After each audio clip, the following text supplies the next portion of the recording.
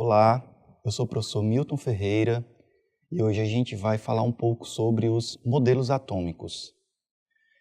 Então, o início do estudo dos modelos atômicos se deu com um cientista chamado John Dalton, onde ele, utilizando-se dos preceitos de Lavoisier, onde esse é também reconhecido como o pai do método científico, já que a ciência era algo novo. Então, os cientistas eles não tinham muita organização em relação a como realizar a ciência, né? Então, Lavoisier, ele determinou que um experimento, para ter uma validação científica, ele necessitaria de reprodutibilidade, equipamentos confiáveis, principalmente, né? Já que ele desenvolveu balanças bastante avançadas para a época, e também como ele utilizou-se de experimentos, ou seja, reações químicas, ele precisava de uma não interferência do meio externo. Então, ele realizou todos os seus procedimentos em recipientes hermeticamente fechados.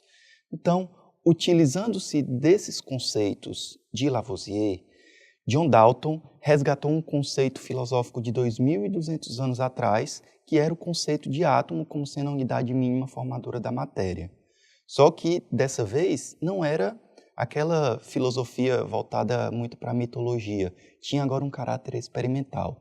Então, Dalton, baseado em pesagens minuciosas e reações químicas, ele conseguiu evidenciar a existência de uma partícula mínima que, pelo grego Demócrito, foi batizado como átomo. Então, John Dalton determinou que o átomo ele tinha uma variedade finita. Assim, nós temos atualmente cerca de 120 elementos na natureza e também a combinação desses átomos podem gerar diferentes substâncias. Um exemplo clássico seria o oxigênio, onde, combinado com ele mesmo, nós podemos ter o O2, que é o oxigênio que nós respiramos, e o O3, que é o ozônio. Quando, em conjunto com o hidrogênio, nós temos a molécula de água, e ainda em composto com o silício, nós temos a molécula que forma a areia, no caso, o silicato, né? Então, John Dalton experimentalmente conseguiu evidenciar todas essas características do átomo, mas ele era pioneiro. Ele não sabia exatamente como que o átomo era. Então ele arriscou num formato esférico, arriscou que ele era uma massa maciça, indivisível, similar a uma bola de bilhar, tanto é que o modelo atômico dele é conhecido como modelo bola de bilhar, e também livre de cargas, ou seja, uma molécula neutra. Então, ele apenas evidenciou a existência desses átomos, né? Mas exatamente como ele era formado, ou seja, a questão de existências de subpartículas, para isso foi-se necessário o acúmulo de quase 100 anos de novas tecnologias para que pudesse se avançar em relação ao estudo do átomo. Foi então que, quase 100 anos depois, com o domínio da eletricidade, com o interesse de entender como que funciona melhor a eletricidade, começou-se a querer estudar os elétrons. Um exemplo bem clássico é o experimento da gota de óleo de Millikan, onde esse cientista ele pegou um recipiente hermeticamente fechado, onde ele tinha acesso a um microscópio e tinha duas placas carregadas, uma positivamente e outra negativamente. E dentro dessa cápsula ele borrifou um tipo de óleo, onde algumas gotículas desse óleo ele ficou controlando pela energia das cargas, e quando essas placas que tinham essas cargas eram acionadas, essas gotículas que ele estava observando, elas sofriam uma ascensão. Quando desligadas, elas sofriam uma queda por ação da gravidade. Então ele foi estudando esse movimento com o controle do campo elétrico envolvido, com o controle de todos os parâmetros, ele conseguiu determinar a carga do elétron. Olha que isso foi há mais de 100 anos atrás, né? Então, a forma como esses cientistas utilizavam para determinar novos estudos é realmente de impressionar. Então, ele conseguiu, em 1911, determinar que a carga do elétron era de 1,6 vezes 10 a menos 19. Se você for analisar a simplicidade do que é um elétron, o átomo em si já é muito simples, né? O homem até hoje provavelmente nunca vai ver um átomo. Tudo que se conhece é matemática e física, né? Sobre o átomo. Imagine um elétron, que é uma subpartícula, que é quase 2.000 vezes mais leve do que um próton, que é outra subpartícula. Então, algo tão minúsculo, e em 1911 o cara já conseguia determinar a carga desse elétron. Coisa que o valor atual é de 1,607, ou seja, ele errou por 3 casas decimais, então ele se aproximou bastante do valor real. E aí, juntamente com esses conceitos e alguns outros estudos de Thomson, surgiu o novo modelo atômico, que era o modelo, então, batizado por Thomson como modelo pudim de passas. Esse modelo se deu da seguinte forma: ele pegou um tubo de vidro, onde nesse tubo de vidro existiam 2 diferenças de potencial.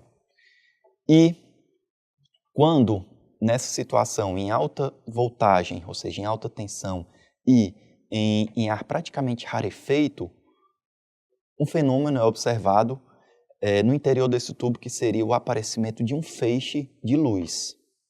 Então, baseado nesse feixe de luz, ele fez algumas inferências, que seria verificar que esse feixe se desloca em linha reta. Para isso, ele utilizou-se de um aparato fixo, observando a formação de uma sombra.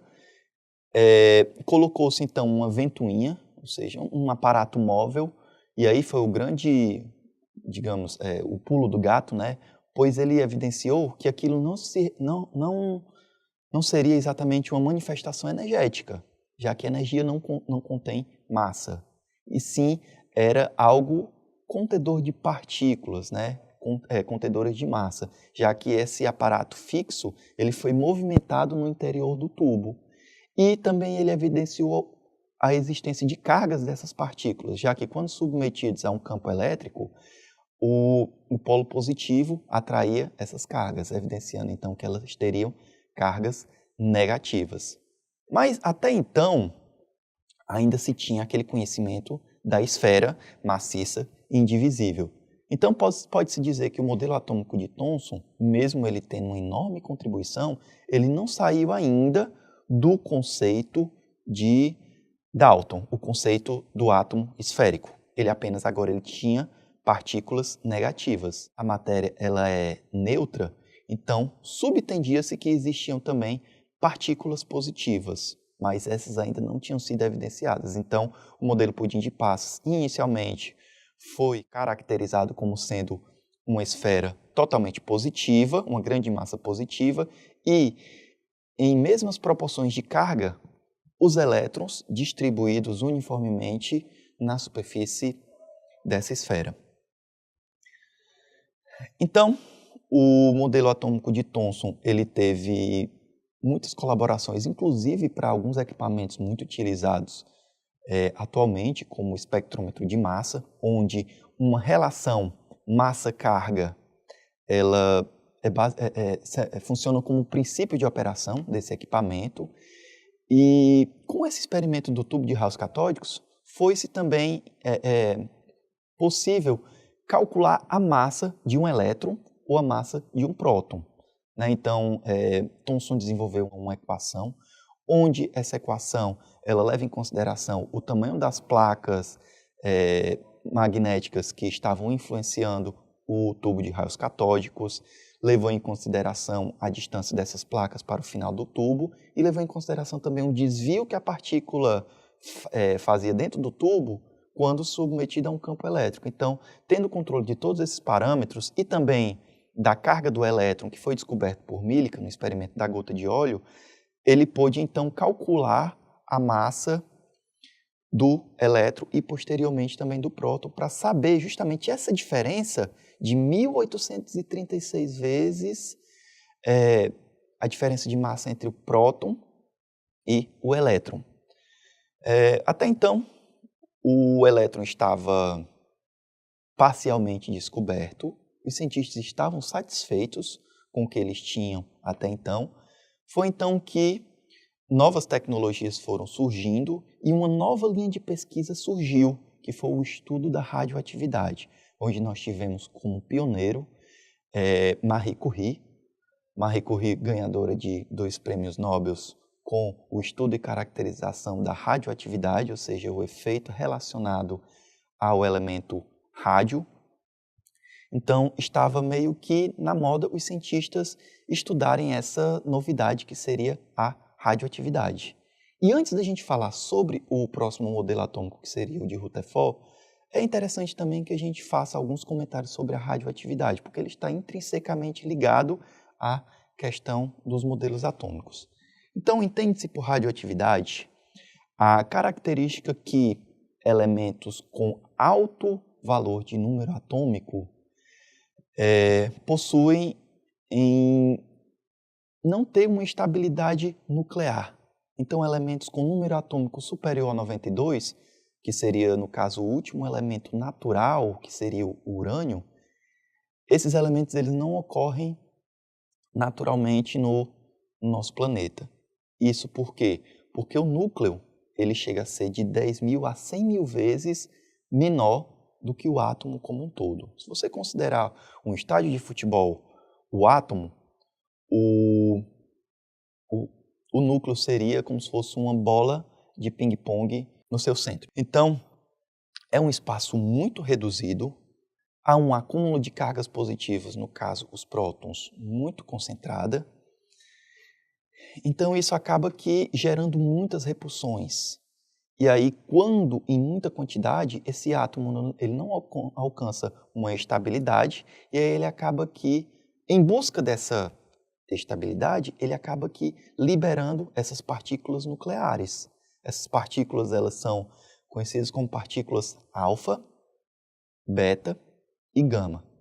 As partículas alfa são partículas formadas por 2 partículas positivas, ou seja, os prótons, e 2 partículas neutras, ou seja, os nêutrons. Então, esses núcleos eles começam a liberar essas partículas que têm alto poder de penetração, são muito utilizadas, por exemplo, em raio-x, análise de raio-x, e essas partículas elas vão sendo liberadas até que o átomo alcance a sua estabilidade. Um exemplo é o decaimento radioativo do urânio, onde ele perde 5 partículas alfa até se converter num elemento chumbo, que tem número atômico 82. Só que, como você tem o átomo neutro, ou seja, a quantidade de cargas positivas e negativas em equilíbrio, quando ele perde, no caso do urânio, 10 cargas positivas, o balanço magnético da molécula vai ficar desfavorecido, ou seja, vai ficar um acúmulo muito alto de cargas negativas. Então, o que é que acontece? O átomo ele tem que se livrar de alguma forma dessas cargas negativas.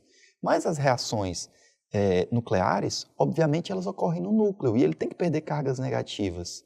Como no núcleo não existem elétrons, os nêutrons, que normalmente encontram-se em excesso no núcleo, eles sofrem um processo de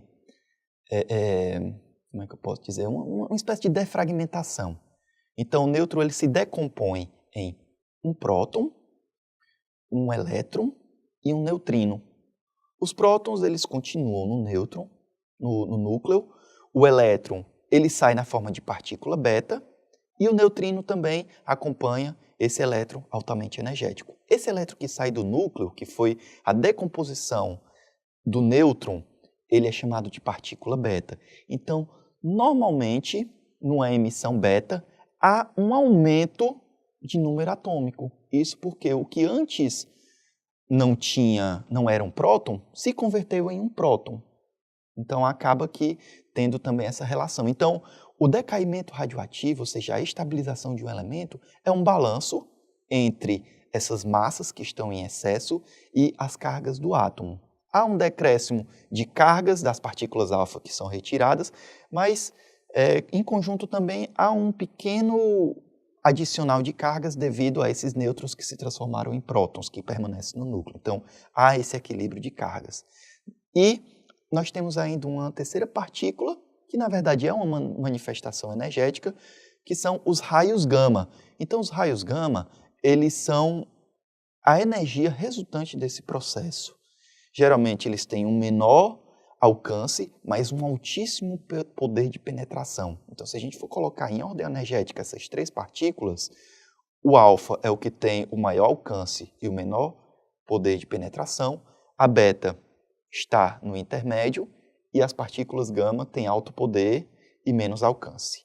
Então, baseado no estudo dessas partículas e como naquela época estava muito evidente o interesse que os cientistas tinham em investigar o fenômeno da radioatividade, Rutherford, assim como muitos outros cientistas, começou a investigar como que essas partículas elas se comportavam quando incidindo com outras substâncias, enfim, foram feitos N experimentos para poder entender melhor como que seria essa nova característica da matéria. Foi então que ele pegou uma caixa de chumbo, nessa caixa de chumbo ele colocou polônio, o chumbo, porque por ele ser muito denso, as partículas alfa não atravessam ele. Então, essa caixa de chumbo ela tinha apenas um pequeno orifício onde esses raios iriam ser canalizados por esse orifício. Quando esse raio de partículas alfa saía dessa caixa, ela iria colidir com uma folha muito fina de ouro, mais ou menos da espessura de um papel de alumínio que a gente tem hoje, né? Então, e atrás dessa folha de ouro, nós tínhamos uma folha de sulfeto de zinco, que é o mesmo material onde são reveladas as radiografias, né? Então, uma folha de radiografia, como é que ela funciona? Vamos supor que você vai tirar uma radiografia da sua mão. Então, ela vai atravessar a sua mão. Como nós temos diferentes densidades na mão, o osso tem uma densidade diferente da pele, enfim, cada tecido tem uma densidade diferente, o operador ele vai regular a intensidade desses raios e como eles vão incidir de diferentes formas nessas diferentes densidades, eles vão incidir nessa folha de sulfeto de zinco de diferentes formas, e aí acaba que revelando lá a imagem óssea. Então, com a revelação desses raios que atravessaram essa folha de ouro, Rutherford foi um daqueles casos clássicos de experimentos que ocorrem ao acaso, né? Então não era o interesse dele estudar exatamente os modelos atômicos, ele queria entender os fenômenos de radioatividade. Mas entenda que o modelo atômico naquela época era um modelo bola de bilhar, ele só tinha o quê? Partículas negativas inseridas nele. Só que, por ser um modelo formado por esferas maciças e principalmente indivisíveis, indestrutíveis, como as partículas alfa também são partículas densas, teoricamente indivisíveis, era-se esperado que essas partículas, ao colidirem com essa folha de ouro, batessem e voltassem, já que ambas são matérias indestrutíveis. Mas, para a grande surpresa de Rutherford e sua equipe, essa matéria atravessou quase que completamente a folha de ouro, tendo apenas uma a cada 10.000 partículas que sofreram alguns desvios. Então, Rutherford é extremamente surpreso diante esta característica. Ele verificou que, como já se tinha evidenciado a massa do elétron, e já sabia que o elétron era muito leve em relação ao próton, quase 2.000 vezes, então ele arriscou que, na verdade, o modelo atômico tinha uma pequena região central, onde ali continha toda a massa, e na periferia você tinha os elétrons, as cargas negativas, que possuíam uma carga bem reduzida. Foi então que ele determinou o seu modelo planetário. Mas ele não sabia exatamente como que esses elétrons estavam se comportando. Se eles estavam parados, e aí ele estando parado, como um elétron negativo e o núcleo é positivo, iria haver uma atração eletrostática e iria voltar ao modelo inicial, onde seria tudo numa região nuclear. E se ele tivesse em movimento pelas regras da física clássica, essa partícula iria realizar um movimento em espiral, liberando energia gradativa, colidiria com o núcleo, também voltando ao modelo inicial. Então, Rutherford não sabia exatamente como explicar o seu modelo atômico.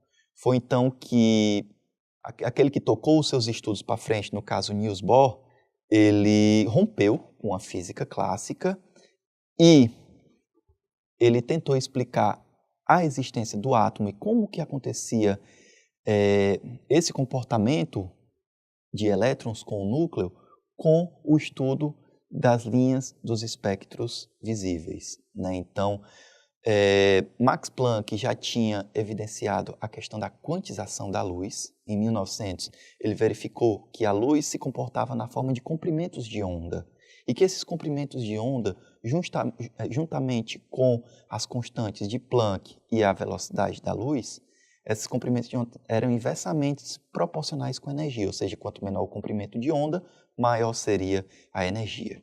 Então, Niels Bohr, verificando que a luz ela está dentro do espectro de energia, mais precisamente entre 700 e 400 nanômetros, Niels Bohr verificou que se ele pegasse o elemento hidrogênio e fizesse com que esse elemento bastante simples, que contém apenas um próton e um elétron, fosse atravessado por uma luz branca, o elétron daquele átomo sofreria um processo de excitação, iria para uma camada mais externa e, ao ser cessado o fornecimento dessa energia, ele voltaria para a sua camada de origem, devolvendo aquela mesma energia, na mesma intensidade que ele recebeu inicialmente, seria devolvida na forma de luz visível. Então, ele ofereceu a esse elemento diferentes comprimentos de onda e verificou que a resposta energética na forma de luz era manifestada em diferentes cores. E como cada cor está relacionada com o comprimento de onda, ele verificou que os elétrons estavam em diferentes camadas energéticas. Uma das explicações que Niels Bohr tentou dar aos elétrons era o efeito da força centrípeta, onde há um equilíbrio de forças entre a força de atração, núcleo e elétron, e a força tangente, né? Ou seja, se ele está em movimento ao redor do núcleo, obviamente, quanto maior for a velocidade desse próton, mais a tangente vai puxar ele para fora. Então, se você fornece energia, a tendência é esse raio aumentar.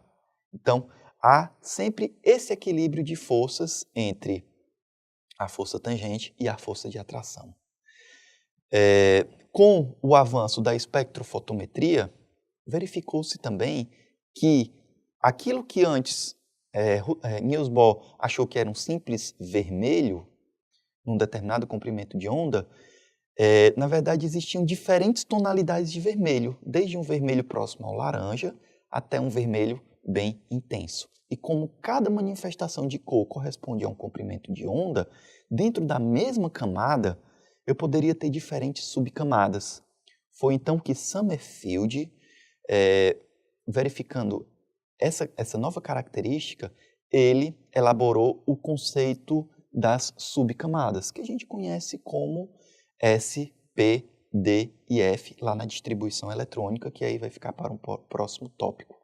Então, esse cientista, Summerfield, na tentativa de explicar a existência dos subníveis, ele arriscou que a órbita dos elétrons seria em formato elíptico, onde a primeira camada seria circular, já que existe apenas o subnível S, não existem diferentes manifestações energéticas nessa subcamada, mas o subnível P, D e F, eles teriam diferentes excentricidades, ou seja, diferentes distâncias entre o elétron e o núcleo. Então, quando ele estivesse num raio menor, você teria uma menor energia ali naquela camada, mas quando ele estivesse mais distante, você teria uma maior energia naquela camada. Então, essa foi a tentativa dele de explicar as diferentes manifestações energéticas, já que o modelo atômico que regia ainda era o modelo planetário. Hoje, obviamente, a gente sabe que o modelo de Summerfield ele não é válido, mas foi a tentativa que ele fez de tentar explicar essa nova característica, mas que, na verdade, o que realmente influenciou as suas descobertas foi a questão dos subníveis, né? Então, o seu modelo atômico não foi muito influente, né? E logo depois, os modelos atômicos eles entraram em uma nova vertente, que foi o modelo matemático probabilístico. E aí vieram alguns cientistas, como Heisenberg, onde ele determinou o seu princípio da incerteza, onde esse princípio afirmava que era impossível você calcular a velocidade e o posicionamento de um elétron ao redor do núcleo ao mesmo tempo. Ele até utilizou como analogia o fato de você tentar medir a temperatura de uma gotícula de água. Então, com um termômetro convencional. Então, é um equipamento que ele é desproporcional com o tamanho do objeto de estudo. Então, o simples fato de você colocar de encontro o eletrodo do termômetro com a gotícula, você já vai estar, de alguma forma, alterando a temperatura daquele sistema. Então, o elétron, por ele ser muito simples, qualquer tentativa de estudá-lo, você iria, de alguma forma, alterar o seu comportamento. E também o modelo matemático probabilístico, ele evidenciava que o elétron ele não era mais apenas uma partícula, ele se comportava como uma onda, ou seja, ele ocupava toda a camada e não um ponto específico. Tem até aquela história lá do gato de Schrödinger, né, onde ele fez, que é um conhecido exemplo que ele deu em uma das conferências que esses cientistas participavam bienalmente, onde esse conceito ele dizia que se existisse uma caixa e nessa caixa existisse um gato, e essa caixa estaria completamente fechada e nessa caixa existiria um alimento para esse gato disponível, onde esse alimento estaria associado a um dispositivo que, se ele comesse essa ração, esse dispositivo seria acionado, dispararia um martelo que quebraria uma ampola com veneno e o gato morreria. Mas que, estatisticamente falando, não tinha como você evidenciar se o gato tinha ou não tinha comido a ração. Então, teoricamente, você tinha 50% de chance do gato ter comido ou não. Ou seja, 50% de chance do gato estar vivo ou estar morto. Só que, estatisticamente falando, essas possibilidades elas se misturam. Então, você pode dizer que o gato está morto e vivo ao mesmo tempo. Então, esse é um exemplo que ele deu, que é muito conhecido, e isso explica justamente o modelo atômico matemático probabilístico, porque o elétron, estatisticamente falando, ele está em qualquer região da camada, ou seja, ele ocupa toda a camada como se ele fosse uma onda, mas ele tem massa também, então ele pode se comportar como onda, ele pode se comportar como partícula. Então, Louis de Broglie, juntamente com Heisenberg e também com outros conceitos, como o de Schrödinger, acabou que fechando o que a gente conhece como o nosso modelo atômico atual, que seria esse modelo matemático probabilístico. E, fechando nesse último modelo, a gente tem por aqui encerrado o nosso tópico de modelos atômicos e espero que tenha ficado claro todas as explicações. E é isso, gente. Até a próxima. Obrigado.